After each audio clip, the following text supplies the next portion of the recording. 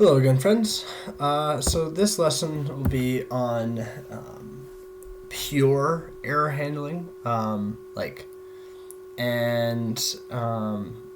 really not much to say about pure error handling. It's more so a statement about how your code should work. And so I guess I'll start with a bit of theory and then get back into the Hangman project, because that has a good example of where you would actually want to do pure error handling. And so pure error handling, there's really only two cases, and we've talked about one quite a lot. It just always comes up, and that's either. We also have maybe, which is also good for pure error handling. And so the only real difference between these is that, I'll actually just kind of do this just so it's more obvious, is that we have, both of them have cases for what a failure is, left being the failure and nothing being the failure, just being, just this value, right being just this value. So, anything that I would do in, anything that I can model as an either, I could also just be lazier and model as a maybe. For example, let's say I want to, what's a good example? I want to check if an element is in a list. So I could have a, so I have a list as input, right? Here's my input, and it's some list, of random things, and I want to check whether or not it was in the list. And so I guess I could, in that case, I could just return a bool. So let's say I want to return the index of where it is. So I could do this through two ways. With either, I would either get left an error message, could not find element, or I would get right of some index. And maybe this index, for example, is 4. So with it being 0 index, I suppose that would be quite literally the number 4, right? 0, 1, 2, 3, 4. And so,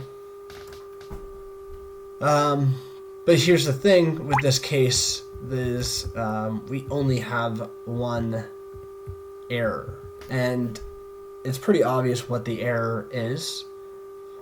Like, it could not find the element, why else would it fail? And so in a case where we only have one sort of reason to fail, or we just simply don't care why it failed, then we would want to use maybe. Because with maybe, it would either just be nothing, which tells us all we need to know, or it would be just 4. And of course, if you were to peel off the 4 from,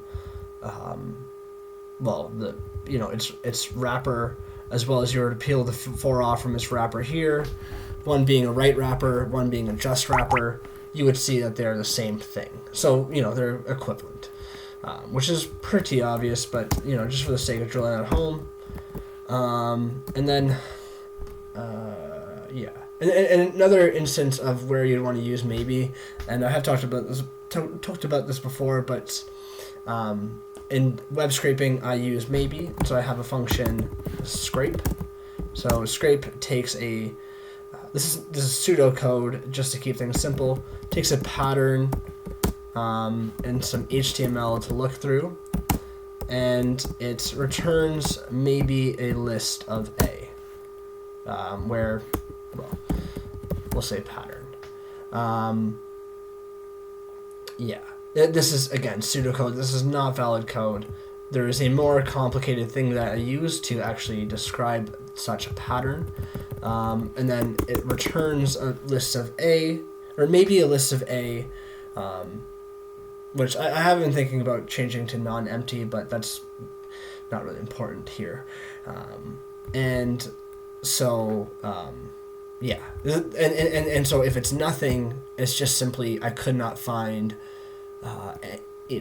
any matches on the entire page. Now, also, too, when I apply this, the example I was actually going for here was that as I apply this, I'm going to get a ton of cases where it does not match. Where, let's say, I'm at some element, and I'm going to check if that element matches my specification. Like, let's say I'm looking for A tags, and I find that the next element is not an A tag but a div. Then throw it out. I don't care why that failed, but just continue on. Say it was nothing and continue on, and then I collect those results and I just toss out all of the nothings effectively. I don't think I actually do it like that anymore. It's been a while since I've written this function, but largely that is what I'm doing. I think I just do it in that way, but a little more efficiently and with less overhead. But anywho, and just keeping this lesson very short. So if you go back out to Hangman, so where did we actually get to? So yeah, we had this case run insertion. So this is a good example of where we'd want to use either. Maybe would not make sense in this case because while it might be obvious to us why it failed, there's an argument here that kind of builds in my mind, but the key point is that I want to effectively, at the end of the day, I want to show an exception to the user, and so it just makes sense to return a left, where I can actually say why exactly it failed. And even here, there's only one case in why it failed, so I could have returned, let's say, I could have had this be a maybe puzzle, and then in the case that it's nothing, I just simply tell the user that they already guessed that. But I think even here, where do I do this? Left air.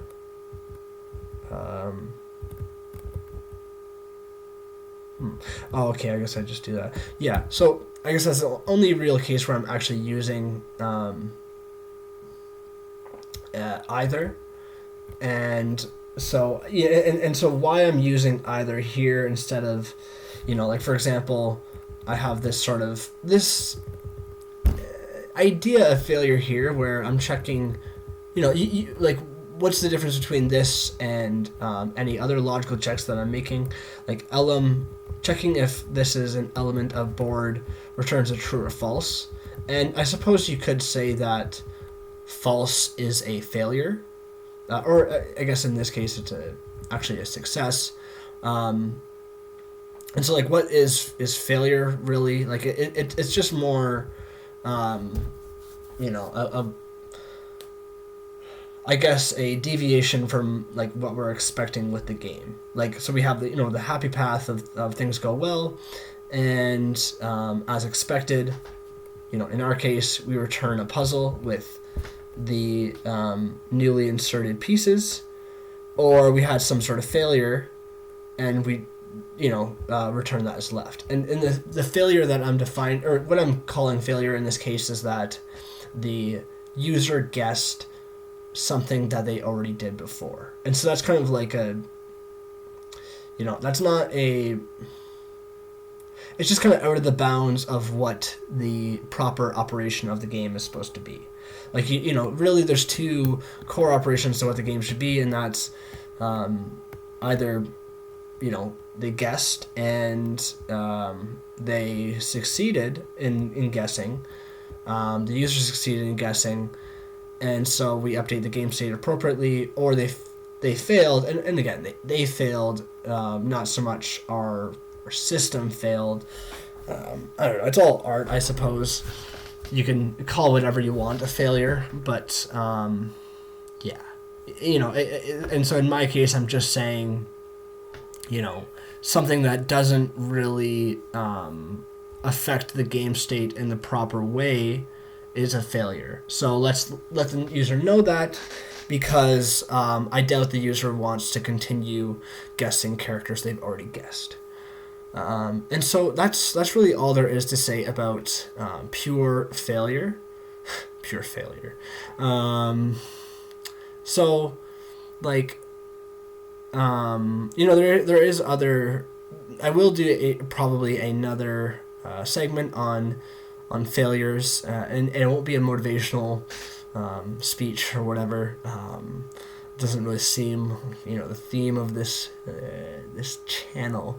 So, because there is more to say about certain failures, but yeah. Not really anything you need to think about. And actually, you know what? I guess the last thing I will say, because we have talked about I/O, I will talk about, like, you can catch. So there's a function, catchIO, and so I've used this before. And so what catchIO does, so I'm just gonna peel this away so we have less to look at.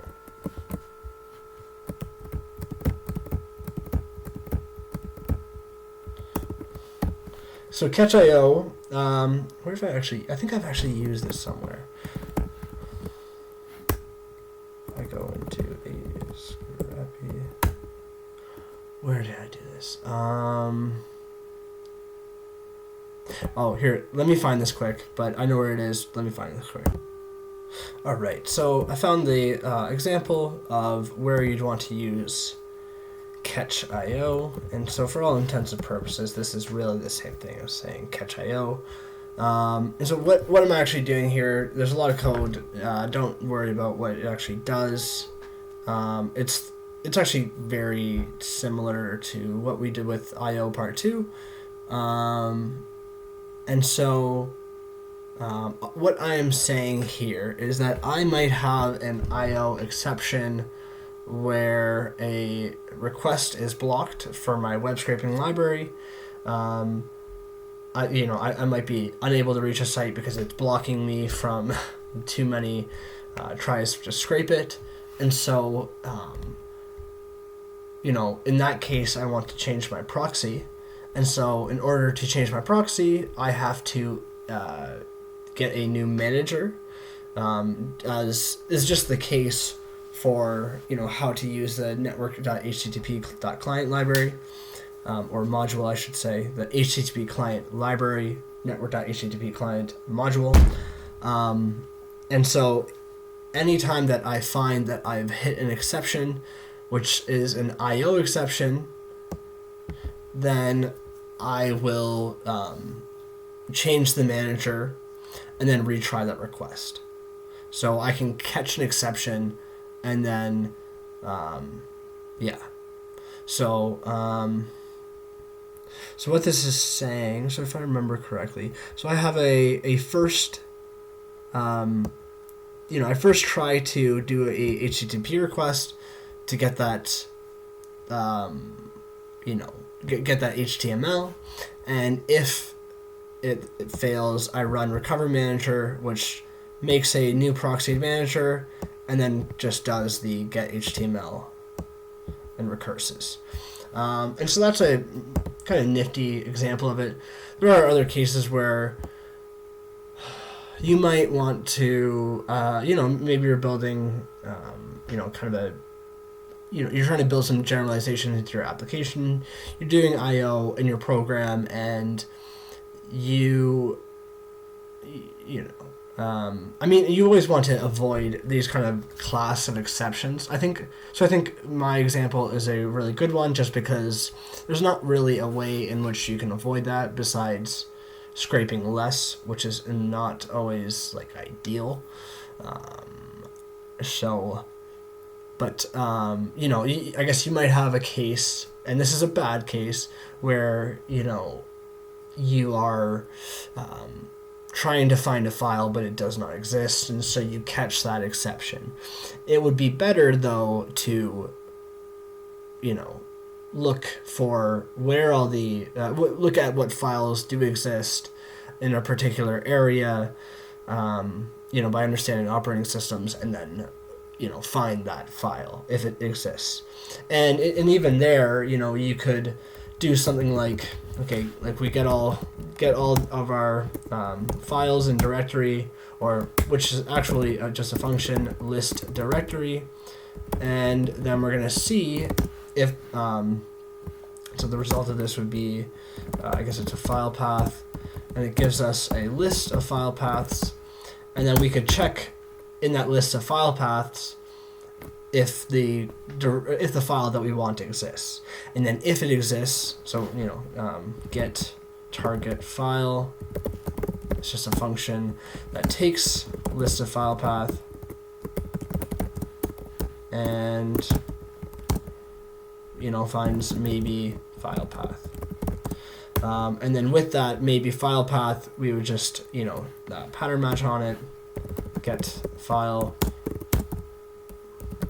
pattern match on it, and then do our actual read file of file path. That would be a better way to do it. So you really shouldn't be coding yourself into cases where you need something like catchIO. However, I guess I feel like I've kind of hit on a case where I do need a catchIO. I don't see how I could do that in a pure manner. But that is definitely it. So again, thank you for watching.